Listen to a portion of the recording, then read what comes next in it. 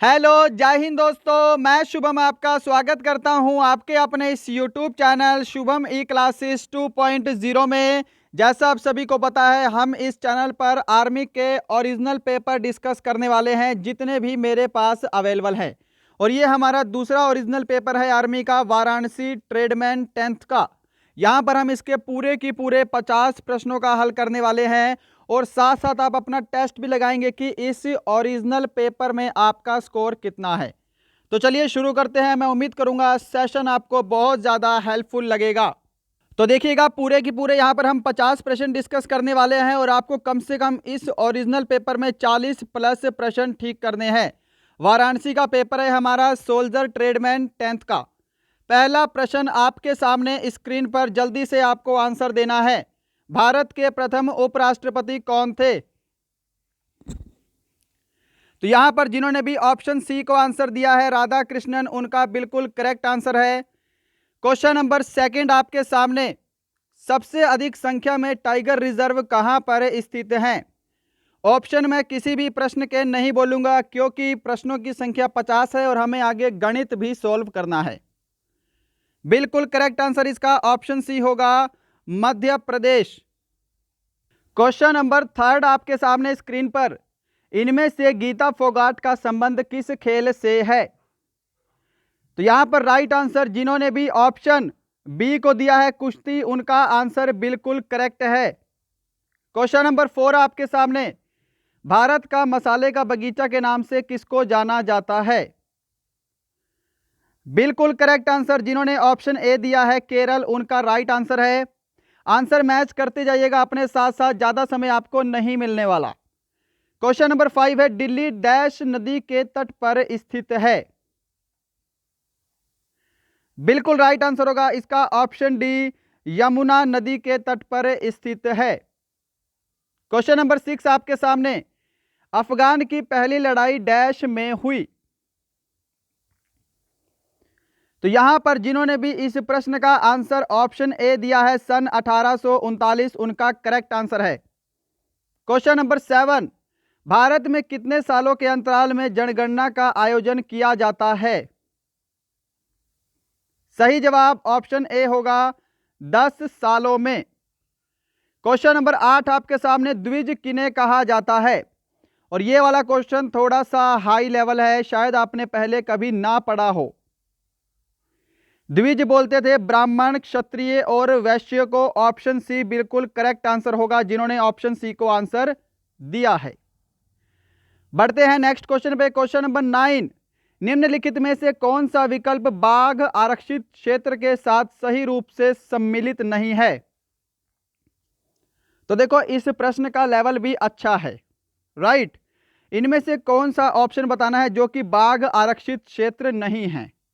तो correct answer option B होगा, वाल्मीकि हजारीबाग वाला जो है ये बाघ आरक्षित क्षेत्र के अंतर्गत नहीं आता है। क्वेश्चन नंबर 10, 1857 का आंदोलन किस स्थान में प्रारंभ हुआ? सही जवाब ऑप्शन बी होगा, मेरठ से। क्वेश्चन नंबर 11, भारतीय मूल की प्रथम महिला अंतरिक्ष यात्री कौन थी? महिला अंतरिक्ष यात्री कौन थी? ऑप्शन बी करेक्ट होगा, कल्पना चावला। क्वेश्चन नंबर 12, पूर्व प्रधानमंत्री इंदिरा गांधी के अनुरोध पर राष्ट्रपति ने आपातकाल की घोषणा कब की? बिल्कुल राइट आंसर ऑप्शन सी होगा, 25 जून 1975। क्वेश्चन नंबर 13 आपके सामने, 1994 में दक्षिण अफ्रीका के राष्ट्रपति बनने वाले व्यक्ति कौन थे? और यहां पर हल्की सी मिस प्रिंटिंग हुई है। दक्षिण अफ्रीका के पहले अश्वेत राष्ट्रपति तो वो थे Nelson Mandela. Option A correct answer होगा। क्वेश्चन नंबर 14 है, विश्व का सबसे बड़ा पक्षी कौन सा है?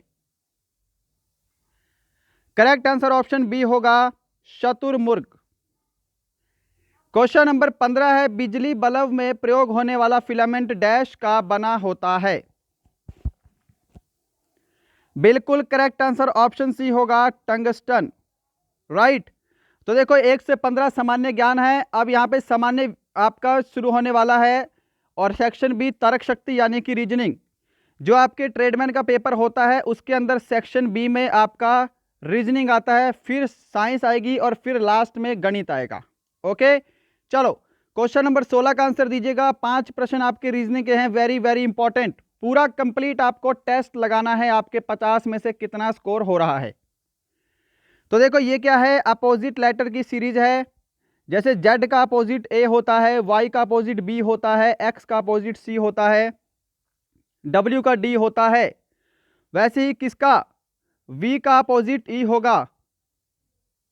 राइट, ऑप्शन कौन सा, ऑप्शन बी करेक्ट आंसर होगा। यहां पे आप C को मत करना, ठीक है, क्योंकि यहां पे पहले V आएगा और फिर E आएगा।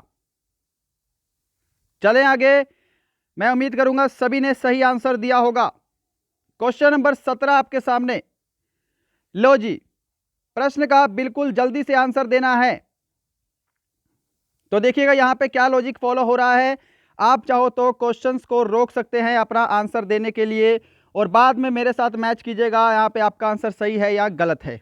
देखो 86 + 5 91, 91 + 6 97, यहाँ पे क्या होगा +7 होगा, तो यहाँ पे 104 होगा। ऑप्शन डी करेक्ट होगा, क्योंकि यदि मैं 104 में +8 करूंगा तो 112 हो जाएगा। तो 104 आपका बिल्कुल करेक्ट आंसर है। +5 +6 +7 +8 +9 ऐसी सीरीज आपकी चल रही है। क्वेश्चन नंबर 18, जल्दी से आंसर देना है। एक कतार से सुमित का स्थान बाएं से 12 और दाहिने से 13 है, तो कतार में कुल कितने छात्र हैं। तो देखिएगा ऐसे प्रश्नों के लिए हम क्या करते हैं, यदि किसी एक ही व्यक्ति का दोनों तरफ से आपको स्थान दिया है और आपको बोलेगा कि टोटल कितने हैं, तो इन दोनों स्थान को आपस में क्या करेंगे, हम जोड़ देंगे। 12 और 13 कितने होते हैं, 25 होते हैं। राइट, अब क्योंकि एक ही विद्यार्थी को हमने 2 बार काउंट कर लिया, तो हम एक बार का माइनस कर देंगे, तो 24 जो है वो टोटल छात्र होंगे। ऑप्शन बी करेक्ट आंसर होगा। जिन्होंने ऑप्शन बी को आंसर दिया है उनका आंसर बिल्कुल करेक्ट है। क्वेश्चन नंबर 19, निम्न में से 3 विकल्प हैं, एक निश्चित तरीके से समान है और एक विकल्प अलग है, अलग विकल्प चुनें। इस प्रश्न का आंसर सभी को देना है। तो देखो इसके 2 आंसर भी हो सकते हैं, ठीक है। सबसे पहला आंसर आपका त्वचा होगा। त्वचा जो है वो पूरा शरीर होता है, नेत्र कान और हृदय क्या है, यह एक अंग है। राइट, ऐसे आपका आंसर ये होगा त्वचा। अगर हम सेकंड आंसर की बात करें तो देखो नेत्र कान और त्वचा क्या है, ये शरीर का ऊपरी हिस्सा है, जबकि हृदय जो है वह शरीर के अंदर होता है। ठीक है, तो ये 2 आंसर बन सकते हैं इसके, बट आपको राइट आंसर किसका देना है, ऑप्शन ए देना है, त्वचा। चलो जी, क्वेश्चन नंबर 20 है आपके सामने। जल्दी से इस प्रश्न का सही आंसर देंगे। क्या आंसर होगा कि प्रेज को हम ये लिखते हैं, रिस्पायर को हम ये लिखते हैं, तो रिपेयर को कैसे लिखेंगे। अब ऐसे प्रश्न के लिए यहां पर जो आपको कोड दे रखे हैं, इन्हीं में से आपको कोड छांट के लिखना है।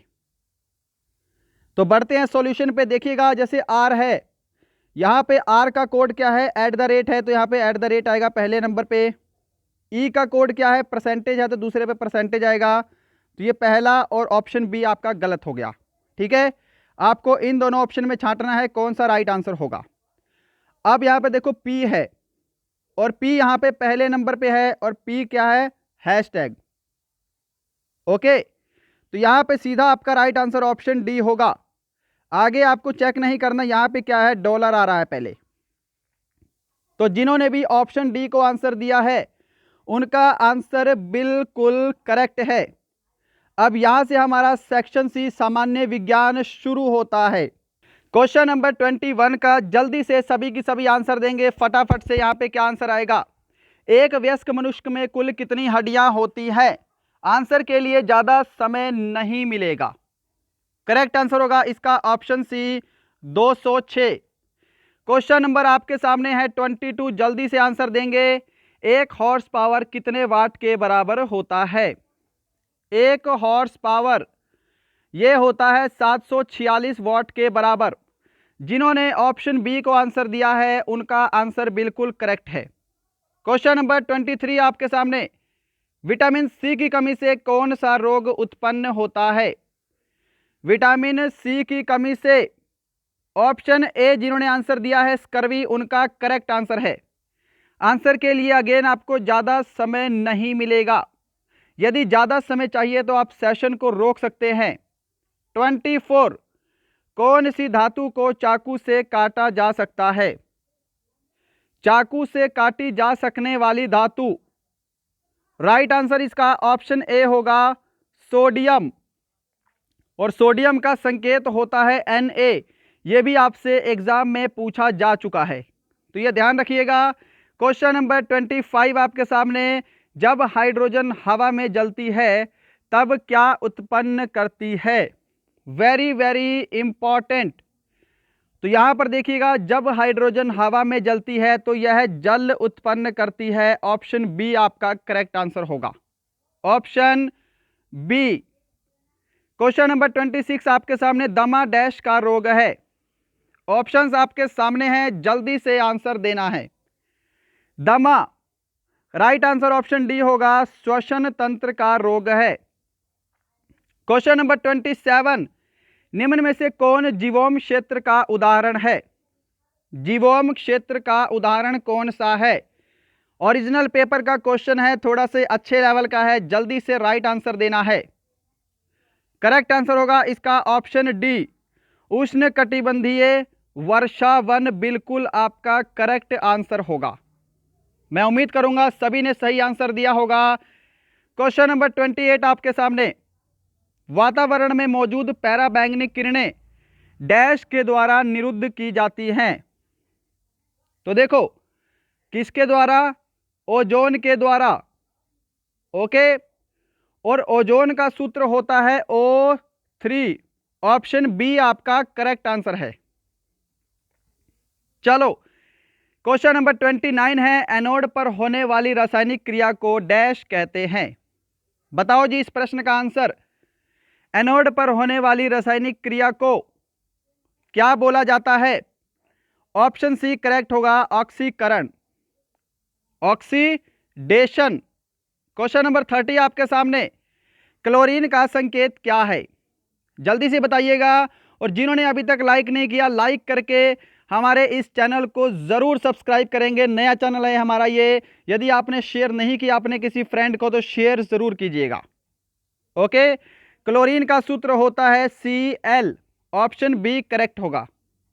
क्वेश्चन नंबर 31, गुरुत्वाकर्षण के नियम की खोज किसने की?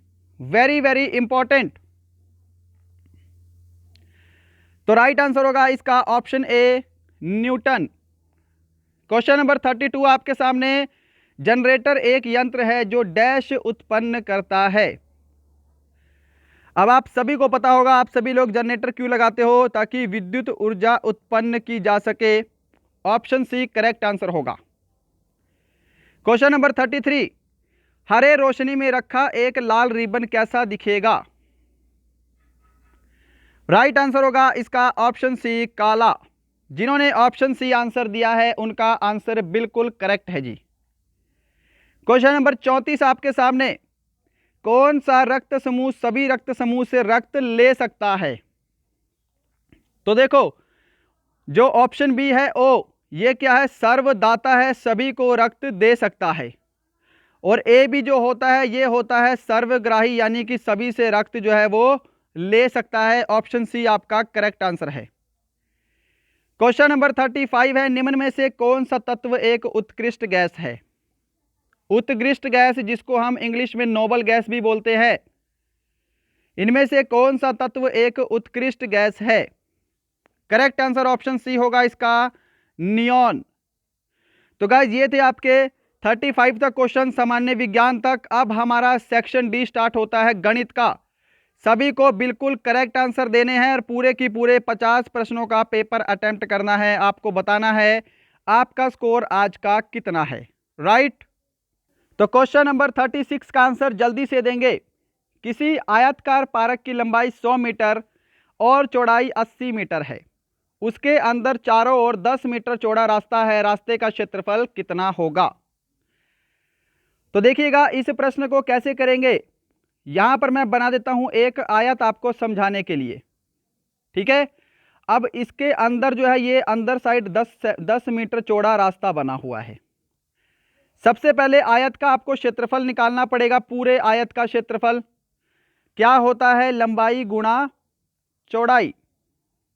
लंबाई 100 है, चौड़ाई 80 मीटर है, तो आयत का क्षेत्रफल हो गया 8000 वर्ग मीटर। करेक्ट है बात इतनी।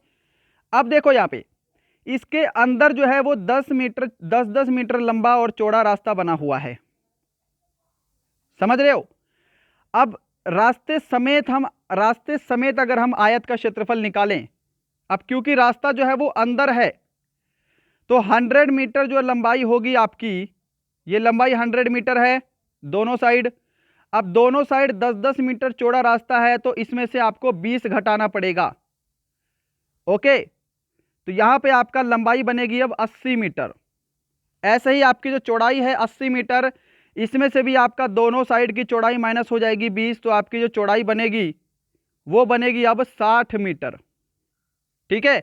अगर रास्ता ये बाहर होता तब आपको इसमें 20 जोड़ना पड़ता, इस चीज को समझिएगा। ओके, अब देखो यहां पर क्या है, रास्ता छोड़ के आयत का क्षेत्रफल कितना होगा, लंबाई गुणा चौड़ाई 8 छिक 4800 वर्ग मीटर। रास्ते का क्षेत्रफल आपको निकालना है, तो इन दोनों क्षेत्रफल को आपस में माइनस कर देंगे, आपका यहां पे करेक्ट आंसर आ जाएगा। ओके, तो यहां पे आएगा आपका 3200, आपका बिल्कुल करेक्ट आंसर है, जो कि आपको ऑप्शन डी में दिखाई दे रहा है। जिन्होंने ऑप्शन डी आंसर दिया है उनका उत्तर बिल्कुल करेक्ट है। क्वेश्चन नंबर 37 आपके सामने, जल्दी से इस प्रश्न का आंसर देना है। यदि मूलधन 3000, दर 5% वार्षिक और समय 2 वर्ष हो तो साधारण ब्याज ज्ञात करो। साधारण ब्याज यानी कि सिंपल इंटरेस्ट, और सिंपल इंटरेस्ट का सूत्र होता है मूलधन गुणा दर गुणा समय बटे में 100। मूलधन कितना है आपका 3000 रुपये है, दर आपकी 5%, समय 2 वर्ष, और भाग करेंगे हम 100 से। ये जीरो से आपकी जीरो कट गई, 5 दूनी 10 और 10 तिया 30, यानी कि 300 आपका करेक्ट आंसर होगा साधारण ब्याज। ऑप्शन ए बिल्कुल राइट आंसर है, जिन्होंने भी ऑप्शन ए आंसर दिया है। चलो जी, क्वेश्चन नंबर 38 आपके सामने, वेरी वेरी इंपॉर्टेंट क्वेश्चन।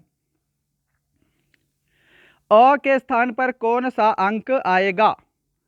देखो यहां पर 150 का 37% माइनस 1000 का 0.5 करना है। देखो जी 150 का 37% कितना होगा, 55.5 होगा, क्योंकि ये मैं पहले सोल्व कर चुका हूं, ठीक है। और 1000 का 0.05% करना है, ये कितना होगा, ये 0.5 होगा, राइट। आपको इन दोनों को माइनस कर देना है, यानी कि 55.5 में से 0.5 माइनस करेंगे तो 55 आएगा, और ऑप्शन सी आपका करेक्ट आंसर होगा। जिन्होंने भी ऑप्शन सी आंसर दिया है उनका आंसर बिल्कुल करेक्ट है। क्वेश्चन नंबर 39 आपके सामने, जल्दी से इस प्रश्न का आंसर देना है। तो बढ़ते हैं सॉल्यूशन पे। यदि आपको समय चाहिए तो आप सेशन को रोक सकते हैं। a प्लस बी का मान आपको 10 दिया हुआ है, b प्लस सी का मान कितना दिया है 20, और c प्लस a का मान आपको दिया है 30। ओके, हमको a प्लस बी प्लस सी का मान निकालना है। तो देखो जी इनको आपस में जोड़ दो। अब यहां पर देखो सभी की सभी चीजें 2 बार हैं, a भी 2 बार है, b भी और c भी।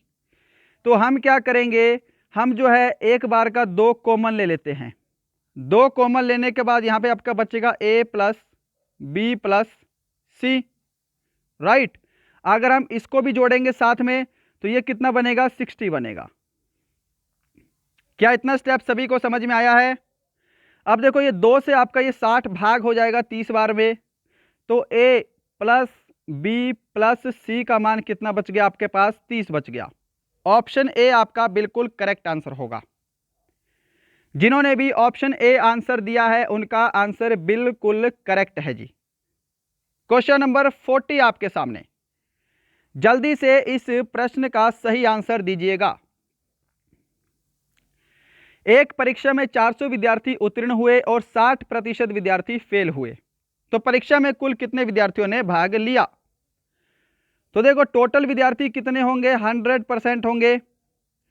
क्या हुआ है? 60% जो विद्यार्थी है वो क्या हो गए? फेल हो गए, यानी कि 40% विद्यार्थी जो है वो पास हुए होंगे फिर। ओके, और यहां पर कितने विद्यार्थी पास हुए हैं? 400 विद्यार्थी। तो 40% का मान कितना दे रखा है आपको? 400 दे रखा है ना। ये भी पास हुए हैं और ये भी पास हुए हैं। तो यहां से अगर मैं भाग करूं 1% का मान कितना आ जाएगा? यहां पे आपका 10 आ जाएगा। 1% का मान 10। हमको निकालने हैं कुल कितने विद्यार्थियों ने भाग लिया। ओके, टोटल विद्यार्थी कितने हैं? 100% हैं। यदि 1% का मान 10 है तो 100% का मान कितना होगा? 10 गुणा 100, 1000। तो टोटल 1000 विद्यार्थियों ने भाग लिया। ऑप्शन सी करेक्ट आंसर होगा। क्वेश्चन नंबर 41, जल्दी से आंसर देना है आपको इस प्रश्न का। राम ने बैंक से 50,000 रुपए 10% साधारण ब्याज की दर से 2 साल के बाद राम को कितने रुपए लौटाने होंगे? तो देखो राम अगर बैंक को पैसे लौटाएगा तो 50,000 तो लौटाएगा ही, साथ में जो ब्याज लगा है वो ब्याज भी बैंक वालों को दोगा। तो टोटल राम क्या लौटाएगा? मिश्रधन लौटाएगा बैंक वालों को।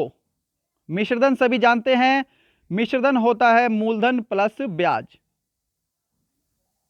क्या ये स्टेप सभी को समझ में आया है इतना सा? अब देखो मूलधन तो हमको पता है कितना है? 50,000 है। हमको पहले ब्याज निकालना है। तो देखो सिंपल इंटरेस्ट का फॉर्मूला क्या था? मूलधन गुणा दर गुणा समय बटे में 100। मूलधन कितना है आपका? 50,000 है। दर आपकी 10%, समय 2 साल का, भाग करेंगे किससे? 60 से, 100 से। ओके, देखो ये 2 जीरो से आपकी ये 2 जीरो कैंसिल हो गई। यहां पे कितना बनेगा आपका? यहां पे टोटल आपका बन गया 5 10 50, 50 दूनी 100, 10,000। ओके, यहां पे टोटल अमाउंट कितना बना? 10,000 बना। अब देखो 10,000 आपका ब्याज है और 50,000 आपका मूलधन है, तो वो बैंक को कितने रुपए लौटाएगा? 50,000 प्लस 10,000, टोटल वो बैंक को 60,000 रुपए लौटाएगा। ऑप्शन ए आपका करेक्ट आंसर होगा। क्या सभी को ये वाला क्वेश्चन समझ में आया है? मैं उम्मीद करूंगा सभी को समझ में आया होगा। ओके, चलो जी बढ़ते हैं अपने नेक्स्ट क्वेश्चन की तरफ। क्वेश्चन नंबर 42 आपके सामने, जल्दी से आंसर दीजिएगा। ए, अ और ब मिलकर किसी काम को 4 दिन में पूरा करते हैं। यदि उसी काम को अ अकेला 6 दिन में पूरा करता है तो ब उसी काम को अकेले कितने दिन में पूरा करेगा? अब अ और ब को मैं ए और बी लिख लेता हूं।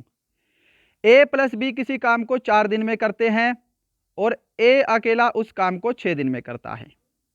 यदि मैं इन दोनों का एलसीएम ले लूं जो कि 12 होगा और ये 12 क्या होगा? फिर टोटल वर्क हो जाएगा। 4 तिया 12, 6 दूनी 12। ये 3 और 2 क्या है? इनकी कार्य करने की क्षमता आ गई। ओके, अब बोला है कि ब उसे कितने दिन में अकेला करेगा।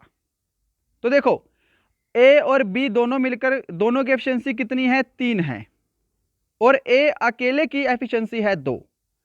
तो यदि मैं बात करूं बी की एफिशिएंसी की तो बी की एफिशिएंसी कितनी बचेगी? 1 बचेगी, क्योंकि इस 3 के अंदर तो 2 अकेली ए की एफिशिएंसी है, तो बी की एफिशिएंसी कितनी है? 1 है। बोला है ब उसे कितने दिन में करेगा। पूरा काम कितना है? 12 यूनिट है और बी उसे कितने दिन में करेगा? 12 दिन में पूरा करेगा। ऑप्शन बी करेक्ट आंसर होगा। बढ़ते हैं नेक्स्ट पे। क्वेश्चन नंबर 43 आपके सामने, 41 से 80 तक की सभी सम संख्याओं का योग क्या होगा? अब इस क्वेश्चन को आप अपने आप खुद से करिएगा, सिंपल सी क्वेश्चन है। 41 से 80 तक की सभी सम संख्याओं का योगफल आपको निकालना है।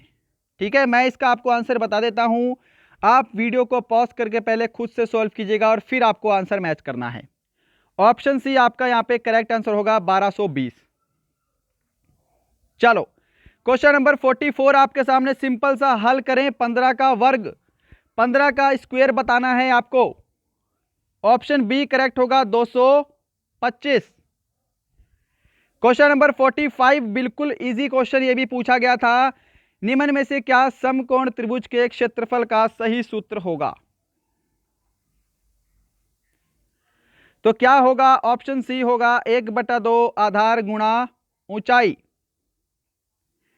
क्वेश्चन नंबर 46 आपके सामने, एक वर्गाकार खेत की प्रत्येक भुजा को 10 मीटर नापा गया, तब खेत का परिमाप ज्ञात करो।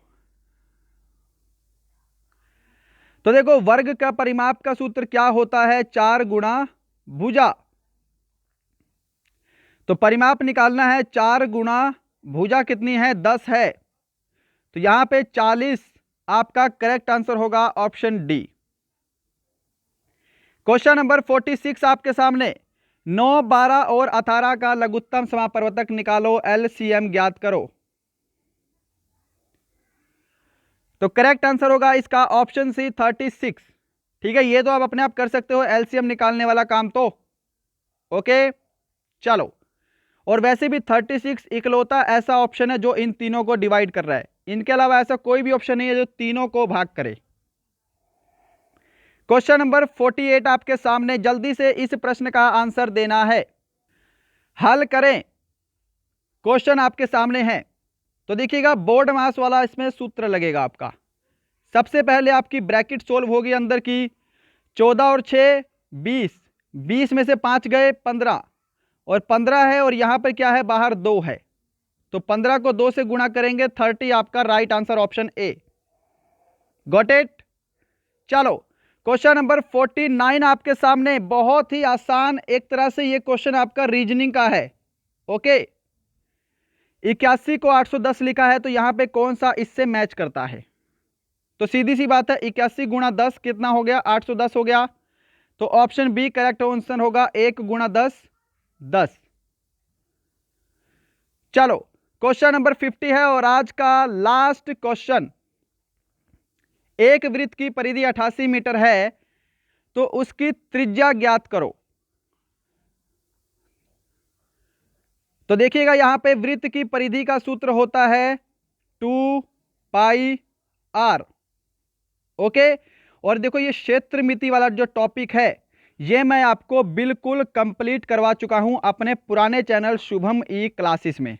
ओके, इस टॉपिक का लिंक आपको डिस्क्रिप्शन में मिल जाएगा। इस टॉपिक को देखिएगा, यदि आपका इस टॉपिक में कोई भी डाउट है तो वो सभी के सभी डाउट आपके क्लियर हो जाएंगे। डिस्क्रिप्शन में इस टॉपिक का आपको लिंक मिल जाएगा। तो वृत्त की परिधि का सूत्र होता है 2πr। ओके, तो करते हैं 2 गुणा, पाई का मान होता है 22/7, आर हमको निकालना है जिसको हमने आर लिख लिया।